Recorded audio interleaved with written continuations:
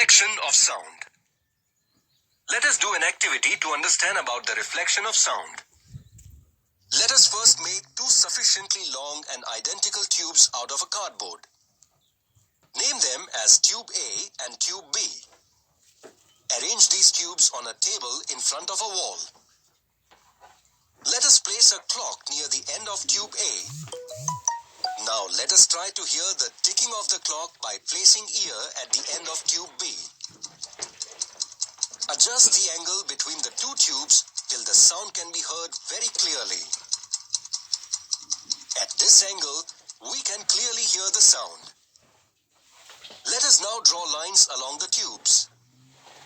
Then, draw the normal to the wall at the point where these two lines meet.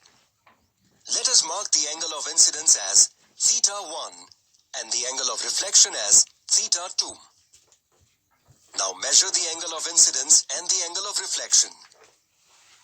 From this activity, we studied the reflection of sound. Also, the angle of incidence is equal to the angle of reflection. Now, can you tell what will happen if one of the tubes is lifted vertically to some height?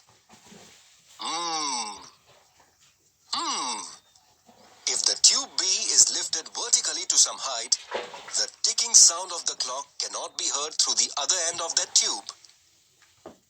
It is because the reflected sound travels in the plane containing the incident sound wave and the normal drawn to the wall. Hence, the reflected ray cannot travel through tube B. This shows that the direction in which sound is incident and reflected makes equal angles with the normal to the reflecting surface at the point of incidence, and all the three lie in the same plane. Sound waves get reflected from a surface of solid as well as liquid, like that of the light waves. The sound waves also follow the laws of reflection. The reflection of sound is possible from a smooth or a rough surface, but the amount of sound getting reflected depends on the reflectors. Come, let us know about them. Good and bad reflectors of sound. How much of the incident sound gets reflected decides whether a reflector is a good or a bad reflector. A hard and flat surface is a good reflector, while clothes, paper, curtains, carpet, and furniture absorb sound instead of reflecting it, and therefore are called bad reflectors. Come, let us now proceed further to study the next concept. Echo. If you visit a picnic spot in mountains, you generally come across a point called echo point. When we shout loudly at such point, we hear the same sound just after a little while. This sound is called an echo. An echo is the repetition of the original sound because of reflection by some surface. Do you know? In order to be able to hear the original sound and its reflection distinctly at 22 degrees Celsius, what must the minimum distance be between the source of sound and the reflecting surface? Come, let us find out. At 22 degrees Celsius, the velocity of sound in air is 344 meters per second. Our brain retains a sound for 0.1 second. Thus, for us to be able to hear a distinct echo, the sound should take more than 0.1 second after starting from the source to get reflected and come back to us. We can determine the minimum distance between the source and the reflecting surface by using a formula: distance is equal to speed into time.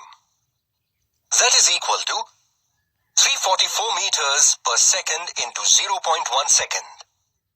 Therefore, distance is equal to 34.4 meters.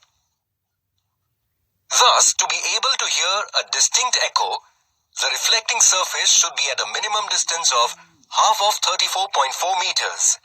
That means it should be at least 17.2 meters. This distance depends upon the temperature because the velocity of sound is temperature-dependent quantity. As we have studied earlier, the velocity of sound in air is directly proportional to the square root of the temperature of air. Because of this, the velocity of sound increases with increasing temperature. Hence, for echo to be heard distinctly, the minimum distance between the source of sound and the reflecting surface should be more at higher temperature. That is the reason the distance between the source of sound and the reflecting surface cannot be same at all temperatures to hear the echo distinctly. Science in the surroundings. Echo can be heard multiple times due to continuous or multiple reflections.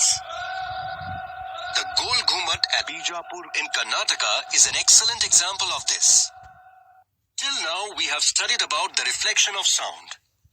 But do you know, the reflection of sound can also be harmful.